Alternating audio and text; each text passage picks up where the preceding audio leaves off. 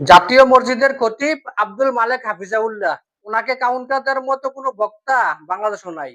দেখুন ওনাকে নিয়ে কি সুন্দর কথা বলেন সিদ্দিকী হুজুর। আব্দুল মালেক সাহেব একটা কথা বলবেন আর তার কথার কাউন্টার দিয়ে কেউ সামনে দাঁড়াবে, এমন কোন টুপিওয়ালা আছে আমার মনে হয় না।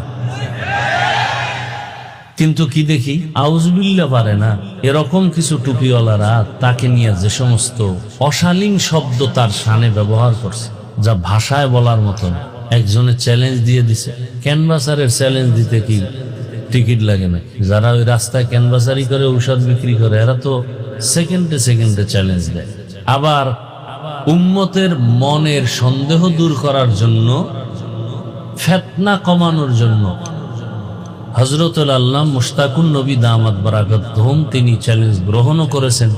আমরা তো আসলে ফিতনার কথা কম বলি না, আমাদের সামনে আলহামদুলিল্লাহ এটা আল্লাহর উপরে ভরসা করে বলছে।